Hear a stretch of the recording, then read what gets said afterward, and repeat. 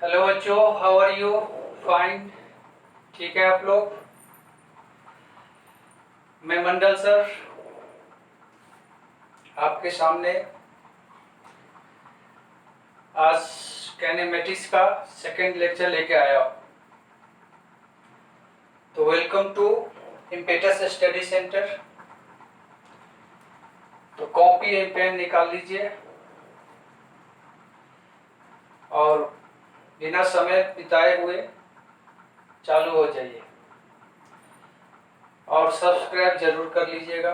ठीक है, तो चलिए स्टार्ट करते हैं।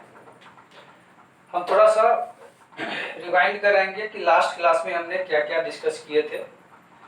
तो लास्ट क्लास में हमने पहले तो मैकेनिक्स के बारे में क्लासिफिकेशन बताए थे। ठीक है, उसके बाद कैनेमेटिक्स हमने चालू किए थे। उसमें डिस्प्लेसमेंट डिस्टेंस इसका डिस्कशन हुआ था और उससे पहले रिफरेंस फ्रेम का डिस्कशन हुआ था। ठीक है, तो जल्दी से मैं रिवाइज करा देता हूँ। ठीक है, तो रेफरेंस फ्रेम क्या होता है? जहां से हम किसी भी बॉडी का मोशन ऑब्जर्व करते हैं वो पॉइंट क्या कहलाता है? रेफरेंस फ्रेम या फ्रेम ऑफ रेफरेंस। ठीक है, ये दो तरह का होता है बेसिकली, जिसका हम न्यूटन्स लॉ ऑफ मोशन में डिस्कशन करेंगे, इनर्शियल फ्रेम और नॉन इनर्शियल फ्रेम। ठीक है, तो फ्रेम के पास क्या क्या चीज होना चाहिए? ठीक है, फ्रेम के पास एक रेफरेंस बॉडी होना चाहिए। ठीक है, जिसको ऑब्जर्वर बोलेंगे। ठीक है, सेकेंड थिंग क्या होना चाहिए उसके पास? एक कोऑर्डिनेट सिस्टम होना चाहिए। जैसे कार्टेशियन कोऑर्डिनेट सिस्टम की बात करेंगे तो एक्स वाई जेड एक्सिस होना चाहिए।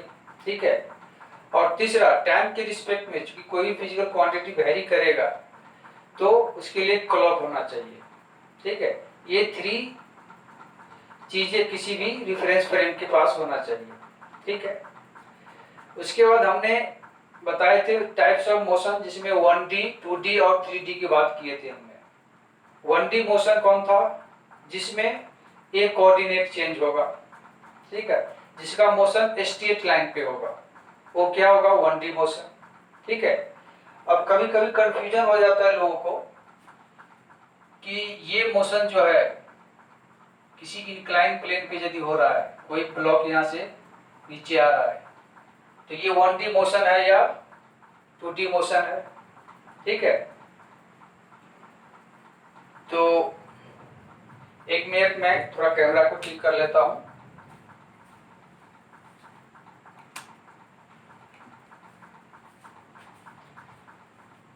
ठीक है, तो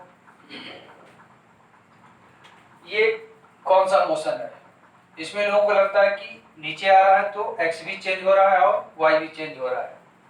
ठीक है, लेकिन एक्स एक्सिस वाई एक्सिस तो हम चूज करते।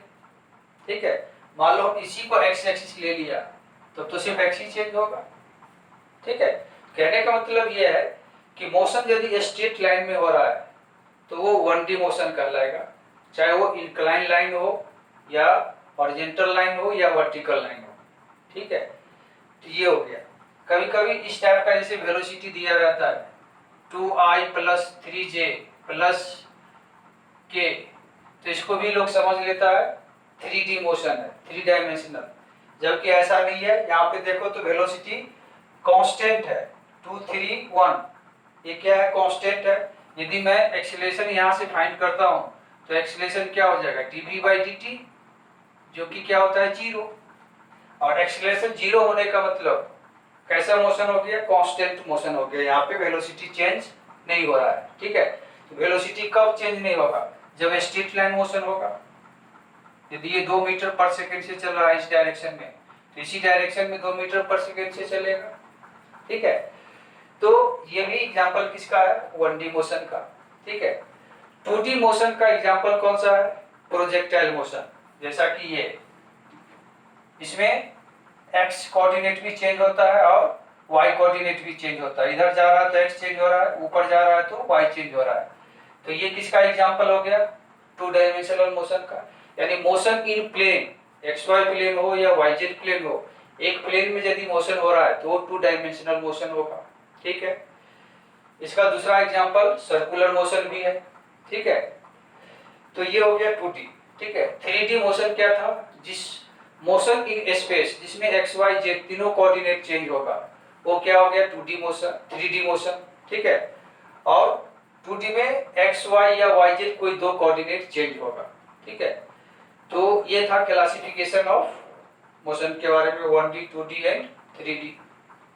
इसके बाद हमने डिस्कशन किए थे डिस्प्लेसमेंट और डिस्टेंस का, ठीक है। तो डिस्प्लेसमेंट और डिस्टेंस क्या था ये, इसे हम समझ लेते हैं जल्दी से, ठीक है। ये मान लो कि ये एक पाथ है, ठीक है। इनिशियली कोई भी ऑब्जेक्ट यहाँ पे है, मान लेते हैं t इक्वल टू 0 पे है, ठीक है।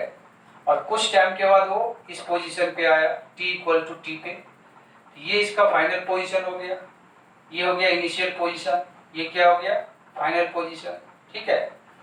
तो डिस्प्लेसमेंट क्या था, line joining initial point two final point, straight line से कनेक्ट करो, ठीक है।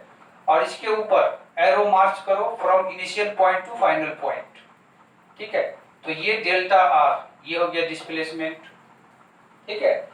और ये डिस्प्लेसमेंट शॉर्टेस्ट डिस्टेंस होता है between initial point and final point, दूसरी बात, ठीक है। तीसरी बात ये है इसमें कि ये पाथ इंडिपेंडेंट होता है, पाथ पे डिपेंड नहीं करता है, चाहे आप इस पॉइंट से इस पॉइंट ऐसे आओ या फिर ऐसे आओ, डिस्प्लेसमेंट यही होने वाला है। इसका मतलब डिस्प्लेसमेंट क्या होता है, पाथ इंडिपेंडेंट। उसके बाद क्या होता है कि डिस्प्लेसमेंट क्या होता है, वेक्टर क्वांटिटी, तो उसका डायरेक्शन होगा, ठीक है। डायरेक्शन क्या होगा इसका, डिस्प्लेसमेंट वेक्टर के अलोंग, यानी line joining initial to final, यही डिस्प्लेसमेंट का डायरेक्शन हो जाएगा, ठीक है। तो डिस्प्लेसमेंट के बारे में इतना बात है, ठीक है। डिस्टेंस क्या होता है, actual path covered by the particle, ठीक है। यानी पाथ डिपेंडेंट होता है, यदि मैं ये पाथ लेता हूं तो ये डिस्टेंस अलग होगा, ये पाथ लेता हूं इसी दो पॉइंट के बीच में तो ये पाथ अलग हो जाएगा, तो ये डिस्टेंस अलग हो जाएगा। यानी डिस्टेंस पाथ डिपेंडेंट होता है, ठीक है, लेकिन डिस्प्लेसमेंट पाथ डिपेंडेंट नहीं होता है, ठीक है। तो यही कहानी है इसमें डिस्टेंस और डिस्प्लेसमेंट का। एक छोटा सा एग्जांपल से समझ सकते, जैसे मान लो ये कोई बॉल को हमने थ्रो किया यहाँ से ऊपर की ओर, ये ऊपर गया, यहाँ से मुड़ के आ गया यहाँ पे, ठीक है। ये मान लो यहाँ से ये डी है, ये भी डी है, ठीक है। तो इसका यदि हमें डिस्टेंस पूछा जाएगा तो डिस्टेंस हम क्या लिखेंगे, डिस्टेंस ये हो जाएगा डी, ये हो जाएगा डी और ये रिटर्न आया डी, ठीक है। तो डिस्टेंस कितना हो जाएगा 3d। लेकिन डिस्प्लेसमेंट पूछा जाएगा तो इनिशियल टू फाइनल, इनिशियल ये था फाइनल ये है, तो यहाँ से ये क्या हो गया इसका डिस्प्लेसमेंट। यानी डिस्प्लेसमेंट लिखना है हमें, डिस्प्लेसमेंट का यहाँ पे मैग्नीट्यूड लिख रहा हूँ मैं, ठीक है। तो डिस्प्लेसमेंट क्या हो जाएगा, ओनली डी हो जाएगा। तो ये मोटा मोटी डिफरेंस है डिस्टेंस और डिस्प्लेसमेंट में, ठीक है। चलिए अब आज जो मेरे हमें डिस्कस करना था वो है वेलोसिटी एंड स्पीड, ठीक है। तो हम चलते हैं वेलोसिटी और स्पीड के ऊपर।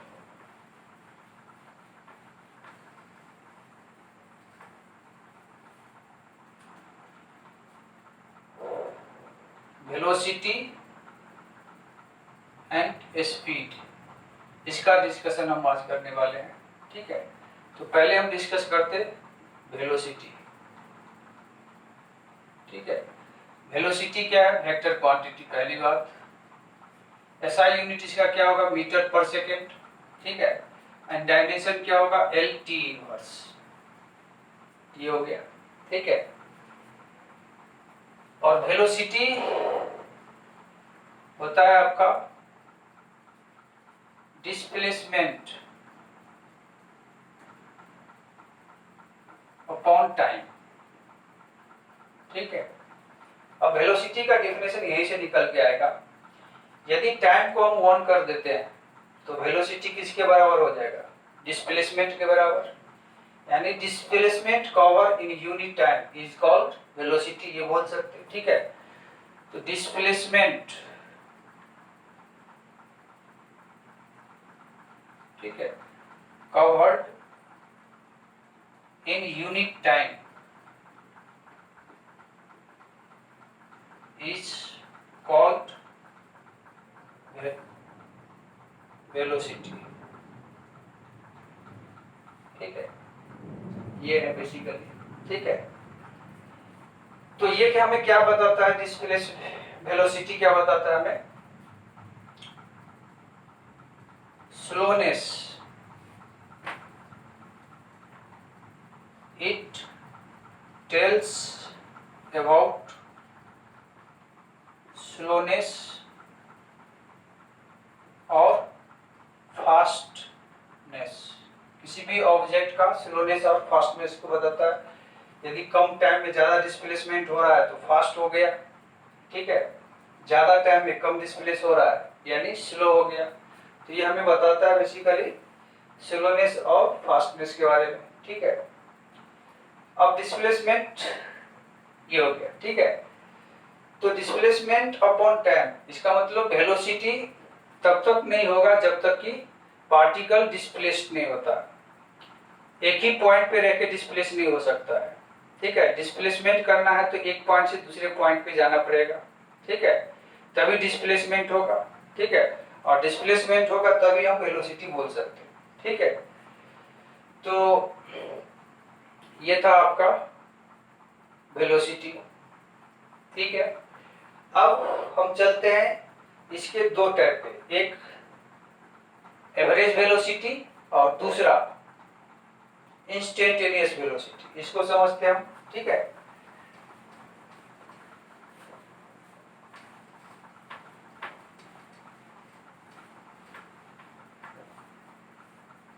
Average velocity, average velocity, average velocity हमें क्या देता है basically, it tells about overall slowness और फास्टनेस। यदि मैं नागपुर टू मुंबई जा रहा हूं तो इस जर्नी के दौरान हमारा वेलोसिटी कभी कम हो सकता है, कभी ज्यादा हो सकता है।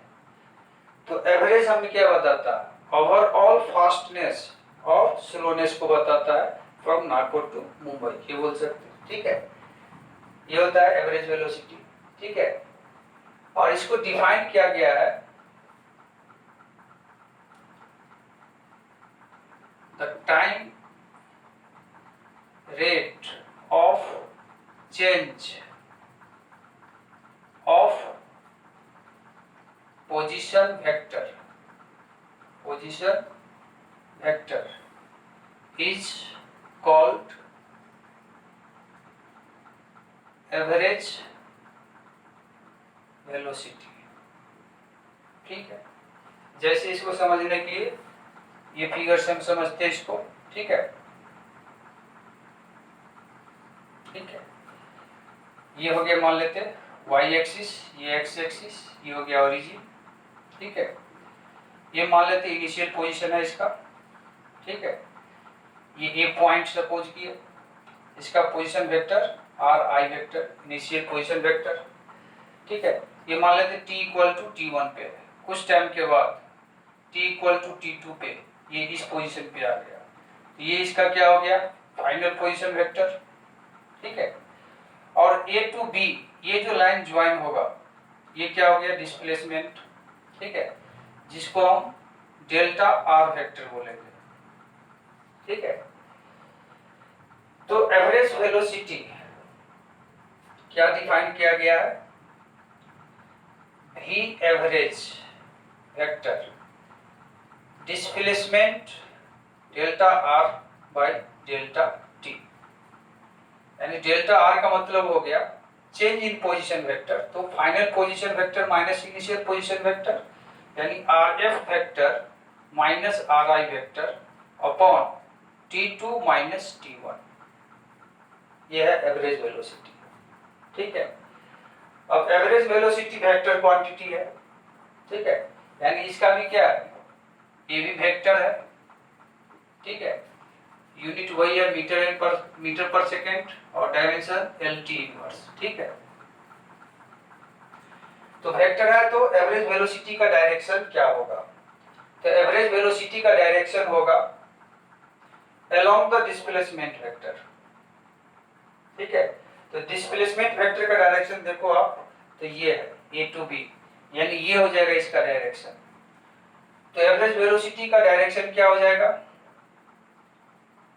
Direction of V average is along the direction of displacement vector,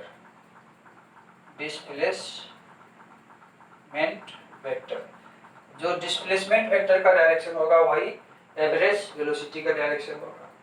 ठीक है, तो ये था आपका एवरेज वेलोसिटी।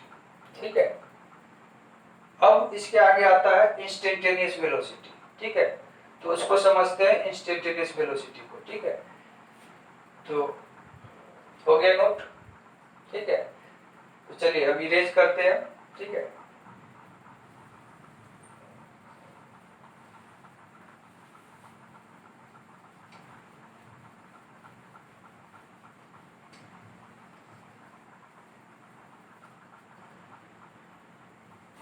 इंस्टेंटेनियस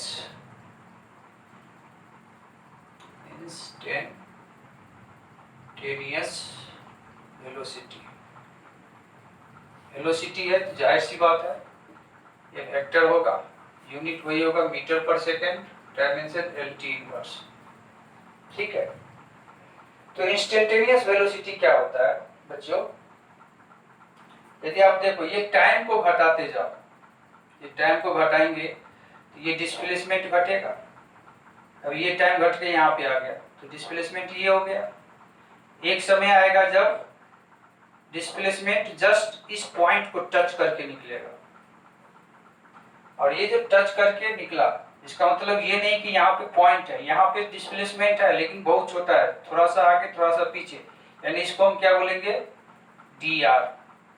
ठीक है, और ये कितने टाइम में हुआ, dt टाइम में, तो dr बाई dt यही हो गया v इंस्टेंटेनियस, ये हो जाएगा। ठीक है, और इसका डायरेक्शन बोला जाएगा, तो इसका डायरेक्शन इंस्टेंटेनियस वेलोसिटी का क्या होगा, अलोंग द टेंजेंट।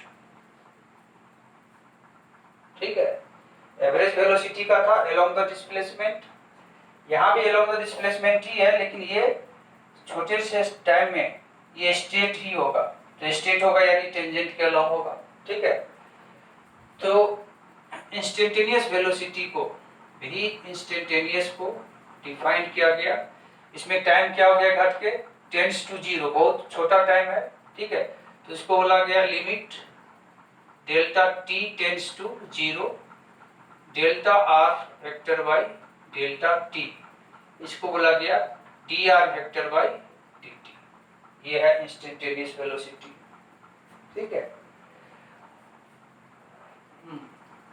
और इट्स डायरेक्शन क्या हो गया, its direction is along the tangent। ठीक है, ये हो गया इंस्टेंटेनियस वेलोसिटी। ठीक है, नोट कर लिए। ठीक है, अब एक छोटा सा एग्जांपल से लेकर के हम डायरेक्शन का सिर्फ डिस्कशन करेंगे। ठीक है, कि इंस्टेंटेनियस का डायरेक्शन क्या होगा और एवरेज वेलोसिटी का डायरेक्शन क्या होगा। ठीक है,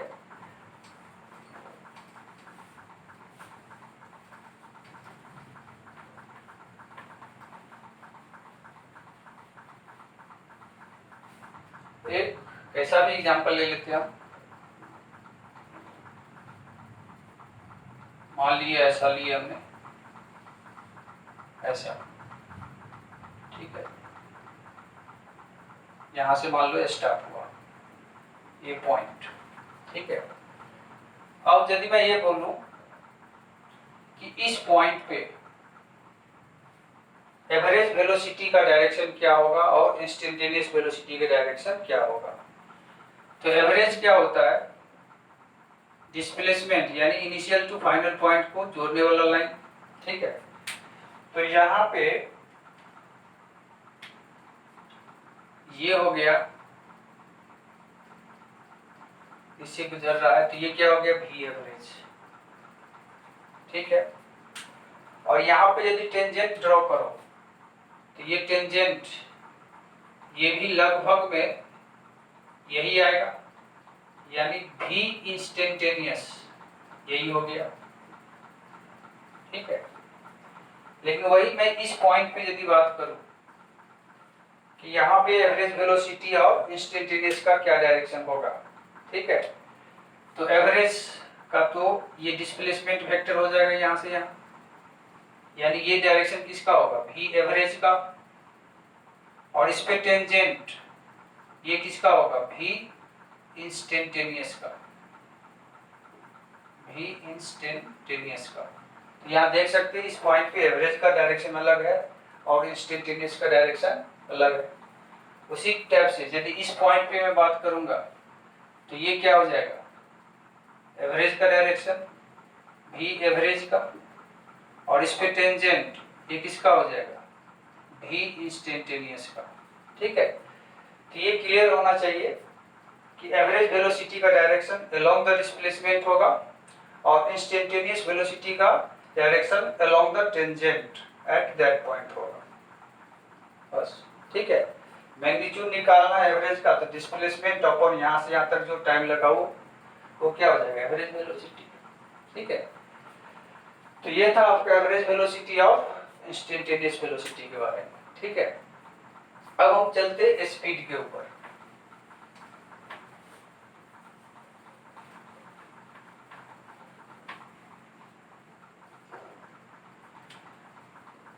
स्पीड,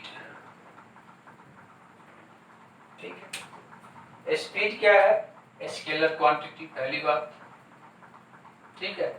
यूनिट वही होगा मीटर पर सेकेंड, डायमेंशन भी वही होगा LT इनवर्स, ठीक है। तो स्पीड होगा क्या, स्पीड होता है बच्चों डिस्टेंस अपॉन टाइम।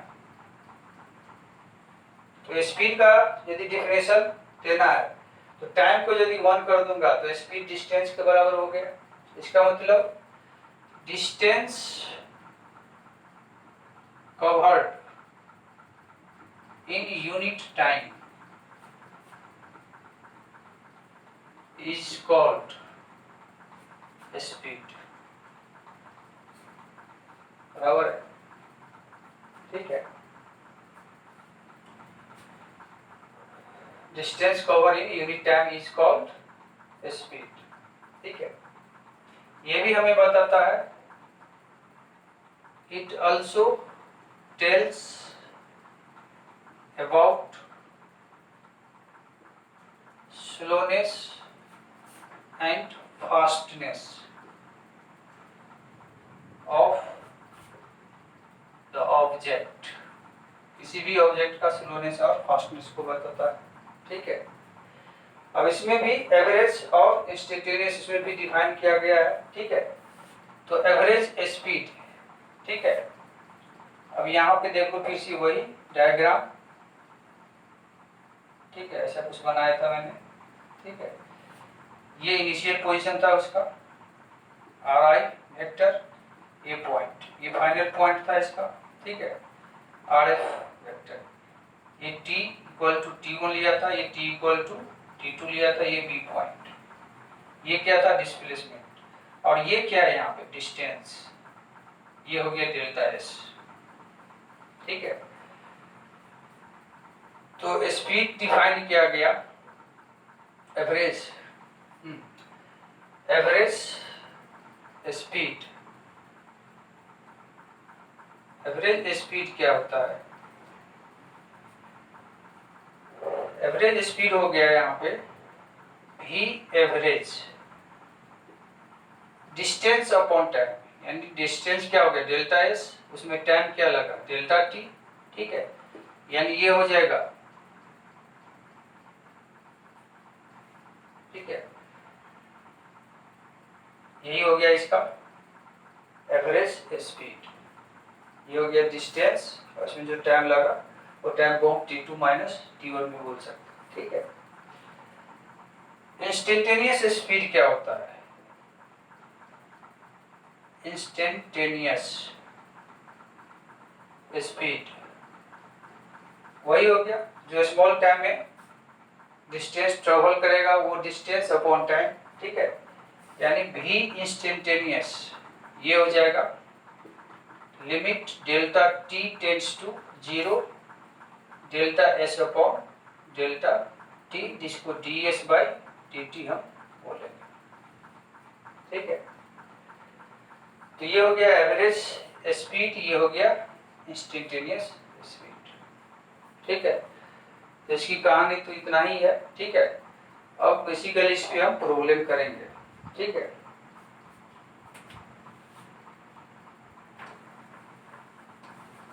चलिए अब प्रॉब्लम करते हैं इस पे।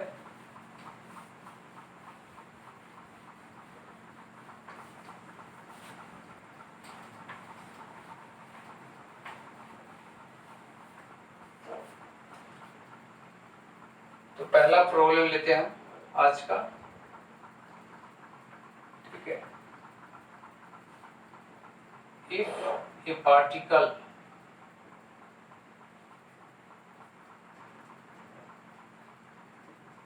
travel along semicircular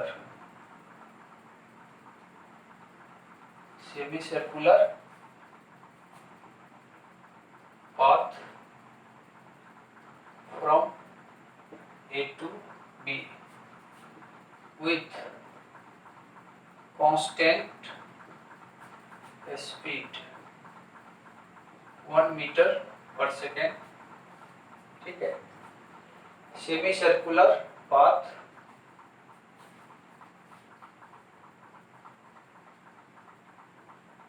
having radius 1 metre, radius 1 metre दिया हुआ है, ठीक है। तो बोला गया है find the ratio of average speed by average velocity का मैग्नीट्यूड, ये आपसे पूछा गया, ठीक है। तो कैसे करेंगे इसको, कर सकते, बहुत आसान क्वेश्चन है, ठीक है।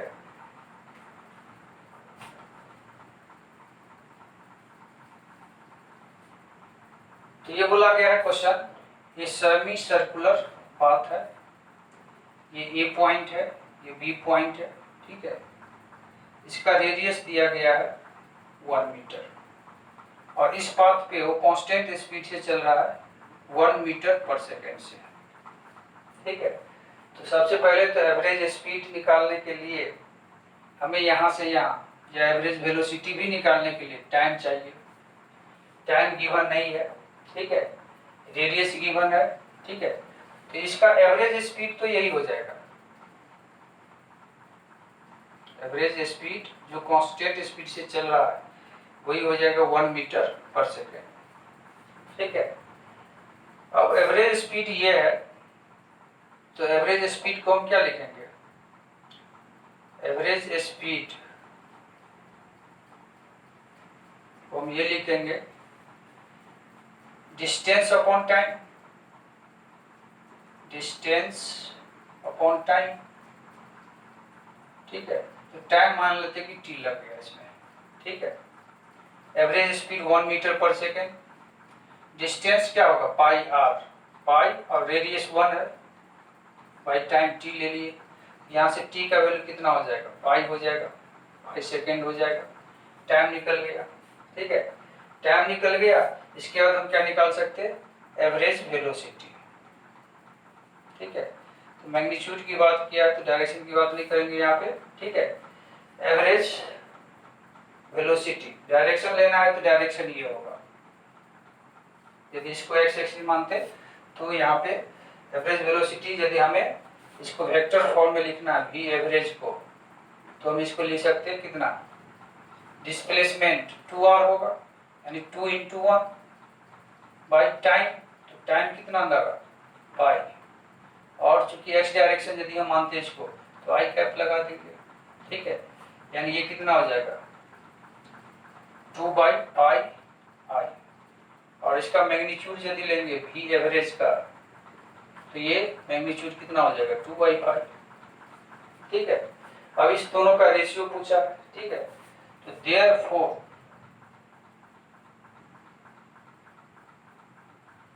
Average speed upon average time, sorry average velocity का मैग्नीट्यूड, एवरेज स्पीड 1 आया और एवरेज वेलोसिटी का मैग्नीट्यूड 2/पाई आया, तो आंसर हो जाएगा इसका पाई/2, ठीक है। इस टाइप से आप ये प्रॉब्लम कर सकते हैं, ठीक है। चलिए तो हम दूसरा क्वेश्चन पे चलते।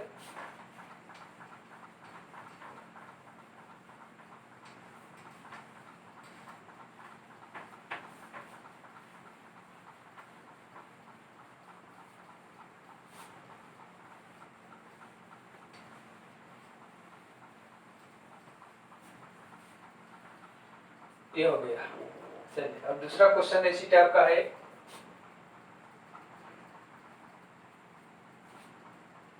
If A particle travel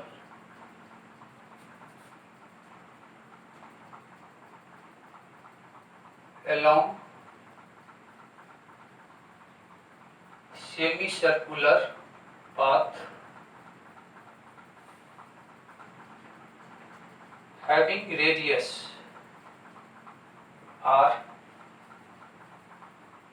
from A to B in time t, ठीक है। तो फाइंड करना है यहाँ पे average velocity and average speed, ये दो चीज फाइंड आउट करना है, ठीक है। तो कर सकते हैं, उसी टाइप का क्वेश्चन है, ठीक है। थोड़ा सा चेंज क्या हुआ है, चेंज क्या हुआ है वो समझते। ये है सेमी सर्कुलर पाथ, ये ए पॉइंट, ये बी पॉइंट, ठीक है। रेडियस यहाँ पे गिवन है r, और ए से बी जाने में उसको टाइम लग रहा है t, इतने टाइम में वो ए टू बी जा रहा है, तो एवरेज स्पीड और एवरेज वेलोसिटी, ठीक है। तो सबसे पहले हम एवरेज वेलोसिटी की बात कर लेते, ठीक है। तो डिस्प्लेसमेंट अपॉन टाइम, बहुत आसान है। एवरेज वेलोसिटी क्या हो जाएगा, एवरेज वेलोसिटी डिस्प्लेसमेंट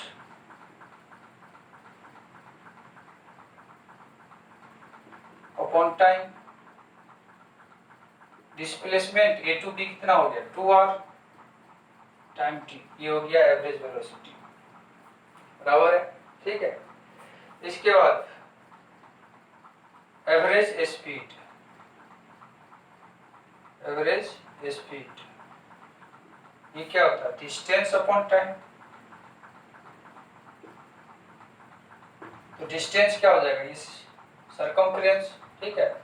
तो सेमी सर्कल है तो इसका सरकमफ्रेंस क्या हो जाएगा पाई r, टाइम तो वही होगा t, ये हो गया। अब यदि दोनों का रेशियो पूछा रहता, इसमें पूछा नहीं है, यदि रेशियो पूछा रहता average speed by magnitude of average velocity, तो डिवाइड कर देते, ठीक है। एवरेज स्पीड कितना हो गया पाई r by T, average velocity 2r/t, t से t कैंसिल हो जाएगा, ठीक है, r भी कैंसिल हो जाएगा, ठीक है। तो आंसर क्या आ जाएगा, पाई/, तो रेशियो भी पूछा रहता तो हम फाइंड कर सकते थे, ठीक है। अब सेम टाइप का क्वेश्चन मैं दे रहा हूँ होमवर्क के लिए, इसको सॉल्व करके आप कमेंट में जरूर जवाब दें, ठीक है।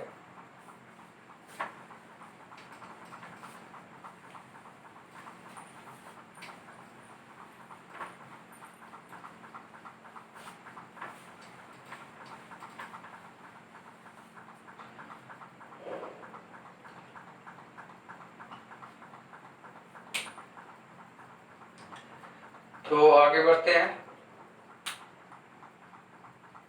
1 मिनट में देख लेता हूँ कैमरा सही चल रहा है कि नहीं।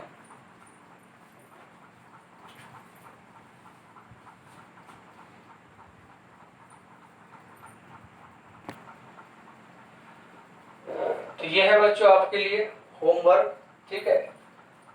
और आज का क्लास हम यहीं पे रोकते, ठीक है। कल और भी प्रॉब्लम लेके हम आएंगे, ठीक है। ये सॉल्व करके आप कमेंट में जवाब जरूर दीजिए, ठीक है। तब तक के लिए bye, take care, have a nice day.